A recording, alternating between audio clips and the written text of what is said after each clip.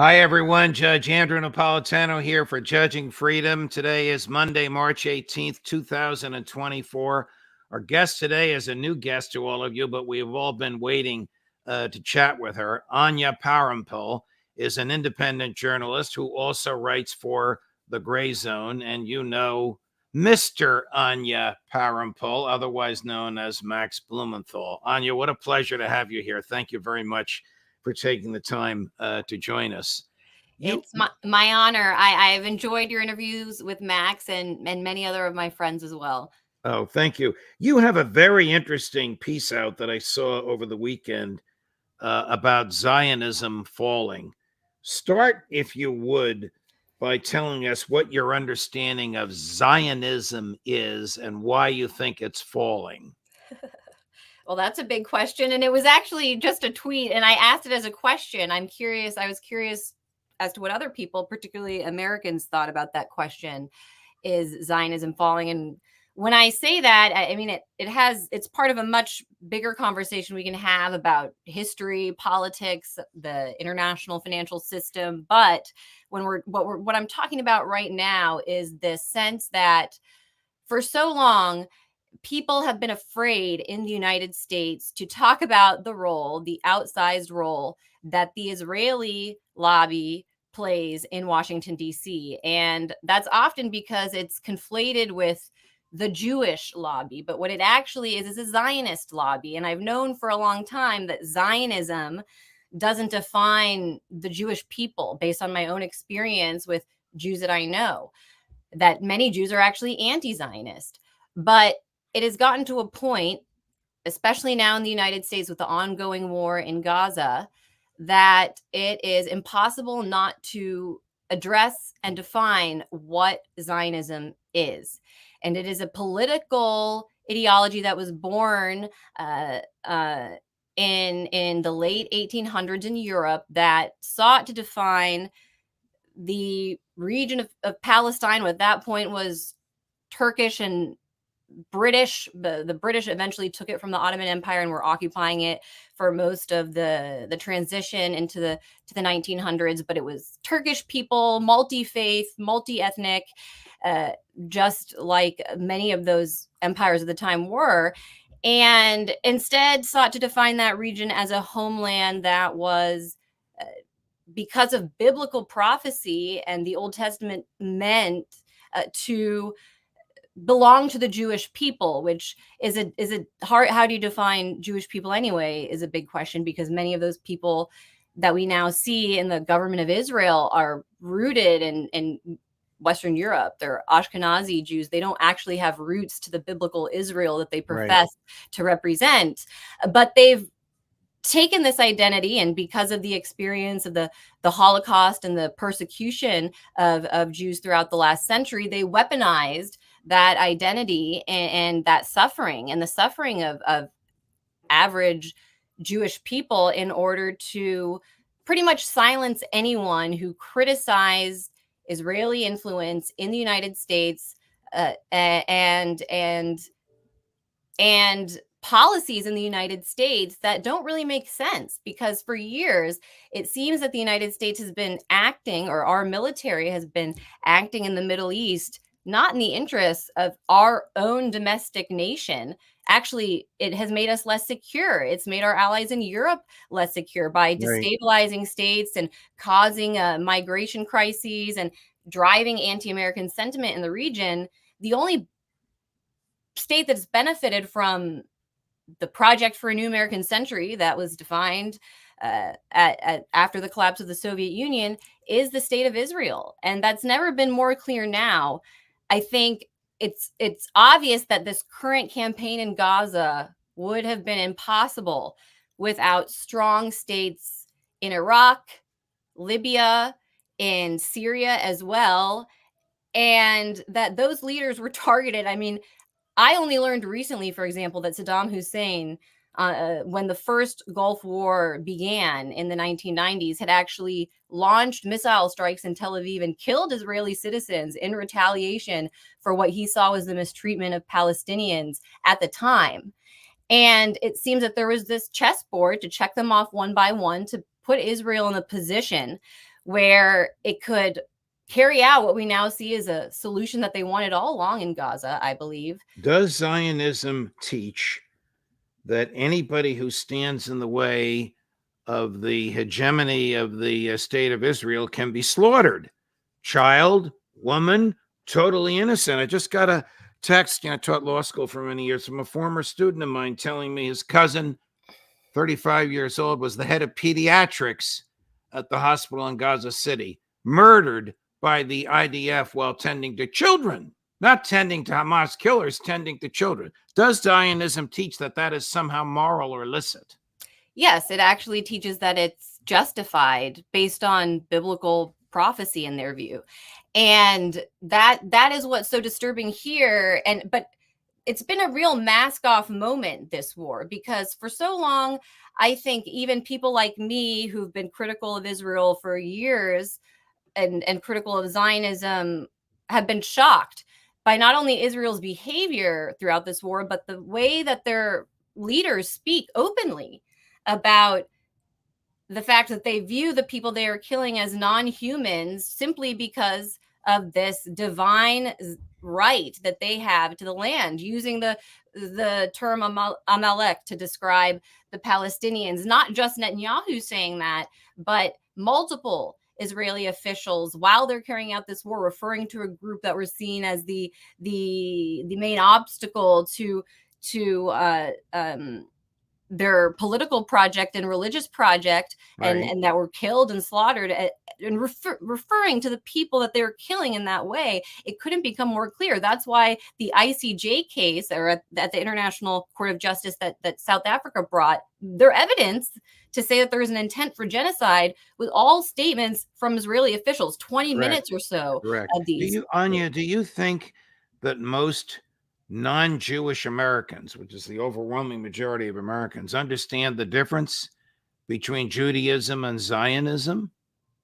No, they don't. And they also, and I'm sure you and others are well aware that, particularly when you're saying non-Jewish Americans, that American Christians don't really understand the difference between Christianity and Zionism. I mean, that's been one of the most interesting aspects of this to observe from my perspective, is for so many years that there was a concerted effort to make Christian Zionism the defining characteristic of Christianity. Yes, in the these are United States. typically conservative Republicans, Protestants, many in the South, Yes.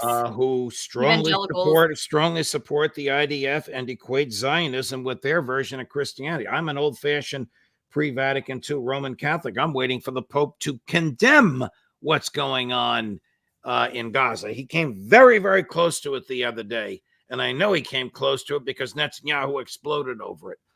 But there are a lot of non-Catholic Christians, you're right, who believe in some sort of Christian Zionist nationalism in the United States, and that the Israeli government can do no wrong. Do you think Zionism is falling? By which I mean, and we'll get to Chuck Schumer's statement in a minute, do you think that most, even American Jews, recognize that the behavior of the IDF in Gaza, whether in the name of Zionism or whatever, is morally reprehensible and not defensible by any means, any moral judgment? Yeah, I believe that because most of the American Jewish population that I know, they typically define themselves as secular Jews. They don't literally believe that they are God's chosen people that are entitled to commit massacres in front of everybody's eyes like this. But there are absolutely powerful American Jews that, for political reasons or because it's part of a broader international financial and geopolitical landscape, view Israel as a non-negotiable. Like, everybody has to support Israel, and because so many people were traumatized by the experience of the Holocaust and the history we get as well, they view that Israel somehow that American Jews or Jews in Europe deserve to have this state on the other side of the world that they have no connection to for safety. But I think that is what that narrative and all of that is falling apart because of this war and because of the behavior of Israeli officials. What conceivable benefit to American national security is the Israeli slaughter in Gaza? Zilch, none. It's got to be none. It's the opposite. It only makes everyone less secure. I don't see another way of interpreting it. I was listening to Senator Joe Lieberman, former senator from Connecticut, over the weekend, just on the radio as I was driving, referring to Israel as our closest ally.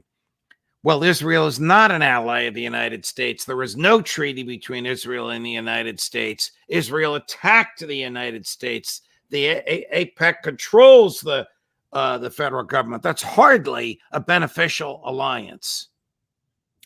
Indeed, and it's becoming through the words of Chuck Schumer, committed Zionist, but also committed Democratic Party politician.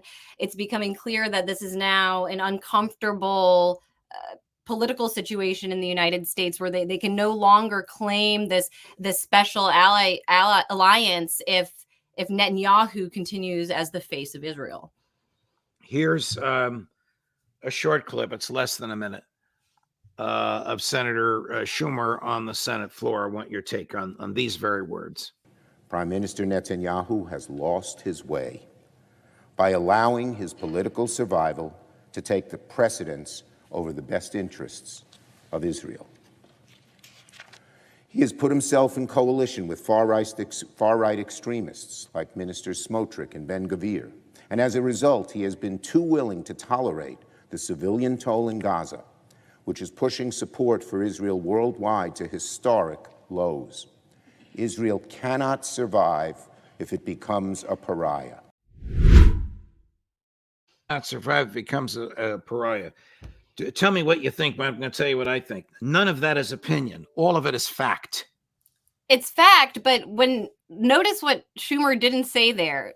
He didn't say anything about that express regard for Palestinian civilian life. Yeah. He was expressing a concern that Israel itself cannot survive because of the actions of Benjamin Netanyahu. So that's a very specific way of framing a criticism of Netanyahu. He's not concerned about the children and the doctors and the women and the men that we see dying every day and in an unprecedented way. We've never seen an atrocity on this scale and digested it in the way that human beings have viewed this war, seen it with video.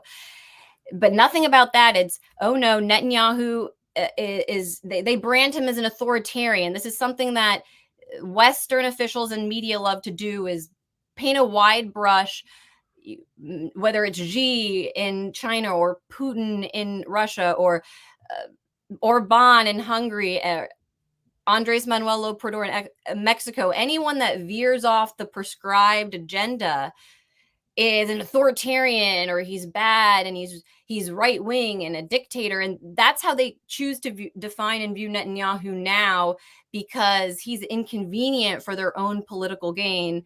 When it comes to the Democratic Party, obviously Schumer is speaking on behalf of Biden there. He's concerned that Netanyahu and this war have ruined Biden's chance at re-election and hurt the Democratic Party. That's the only reason Schumer made that statement. Now we're hearing that Schumer actually ran it past his masters at AIPAC, and because they silently agree with the essence of what he said about Netanyahu, not about the slaughter, they said go ahead with it. You know, last week or 2 weeks ago, Benny Gantz was the toast of the town.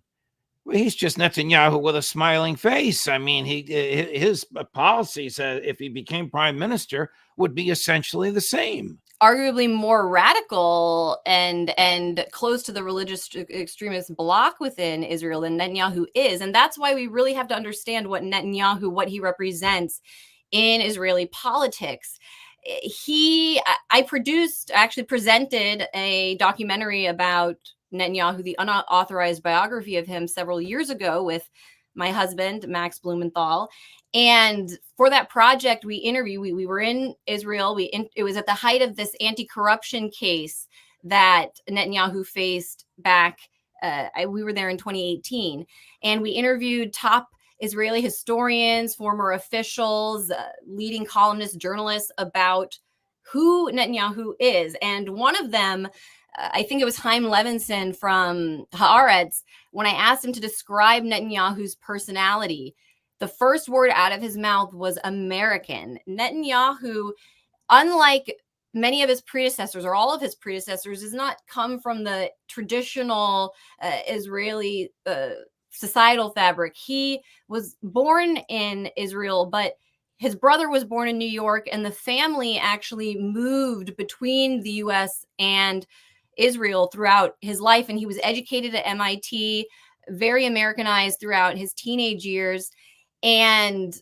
was actually studying in the United States and preparing to really be a business leader in the United States. Another Haaretz reporter or columnist, Gideon Levy, told me that if it hadn't been for the death of Netanyahu's brother, who was the preferred older son of his father and was a high-ranking member of the Israeli army, who actually died during a famous raid on Entebbe. There are movies about this, when there was a PLO hijacking of a plane, and Netanyahu's brother went to go liberate or seize the hostages and was killed in an attack, and he became a hero in Israel. And Gideon Levy said if that hadn't happened, Netanyahu would actually be living in the United States still and be a respected leader in the business community and the Jewish community. And he actually had even changed his name. His name was Benjamin Netai, and he was preparing for a life here. And when his brother died, he went back to Israel. And that's when we see him form into this extremist political figure who led demonstrations against the more liberal Israeli governments in the 90s, was actually blamed for encouraging the assassination of Yitzhak Rabin. And then since then, establishing this deep this state, this regime that is all around Netanyahu, where he controls the Israeli media. He's close with the business leaders, but more than anything, he's the link that can especially manipulate the United States. He's the only kind of Israeli politician who can come and give a speech in New York and say, oh, to say Iran doesn't sponsor terrorism is to say that Derek Jeter didn't play shortstop for the Yankees and get Americans riled up for war. He understands the idioms. I want to ask you about this case in Florida about suppressing free speech. But before we do, I can't resist this. What do you think will happen to Netanyahu in Israel once the war is over? Will he be prosecuted for malfeasance in office on October 7th? Will the prosecutions that began against him for corruption resume? I can't imagine him prevailing in the next election, even if the war ends on terms that are pleasing to the Israeli public. That is, again, why Netanyahu is such a unique figure. You would think that anyone looking at the situation would say that he can't survive politically, that he has no future, and that he should face accountability, even when it comes to the lives of Israelis that apparently his government slaughtered on October 7th. And there should be an investigation into the intelligence failures if Israel were a normal society, but it's not. And Netanyahu's not a normal politician. He's a hybrid machine, really. And that's, again, what these Israeli journalists that I spoke with would say. One described him as a newborn when it comes to politics, that he has this vigor and love for it, that he can reinvent himself and have the same drive for it today that he did 30 years ago. And he's the only Israeli politician, period, that has a base that is excited, that is passionate about him, that and actually, as Gideon Levy from Haaretz told me, the great success of Netanyahu is that for decades he's successfully established a mythology around himself. And this is a quote from Levy, that where both the left and the right see that there is no other one than him, because if he fails, Israel fails. You can't have a left government come into Israel, because then obviously the apartheid project falls apart. And you can't have these extremists come in that are ready to bomb the temple and Al-Aqsa and really start trying to fulfill some religious prophecy in their head. And so Netanyahu's the only thing holding it together. And I think it's impossible to predict whether he'll face accountability. When I was there in 2018, he was charged and eventually he was taken out of government, and it looked like he was maybe even going to go to jail. And then he ends up prime minister again years later because guess what? Israel had no other option. They have nothing to offer. Right. Netanyahu is Israel. And so if Chuck Schumer and other American Jews don't like Netanyahu, they should be questioning whether or not they actually like Israel at its core. Tell us about this Uhuru 3, this group of folks in Florida charged by the Biden administration with using free speech in a way that the Biden administration claims they became mouthpieces for Russian intelligence. Do I have this correct? It's quite remarkable, truly, Judge, and it's a case that demonstrates how wars that we support, whether it's a proxy war with Russia or a war in Gaza that we support abroad, actually blow back against our own rights and interests at home. And this case centers around 3 activists in the area of Tampa Bay, Florida, who the Biden administration charged with sowing discord on behalf of the Russian government. The issue is when you actually look at the evidence presented in the indictment and study the case, which I did when I traveled to hear a motion to dismiss, to observe a motion to dismiss hearing last August.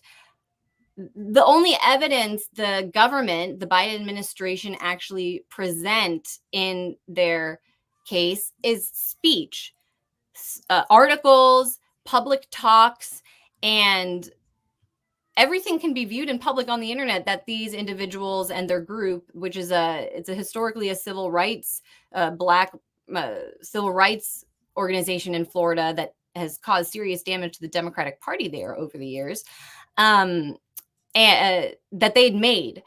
So they're accusing these activists as sowing discord on behalf of Russia. You would think then that the evidence is some sort of direct communication and action, or communication with the Russian government, and then action they took demonstrates some sort of conspiracy or collusion. And instead, since it's all publicly available talks and articles published by this group, their lawyers argue,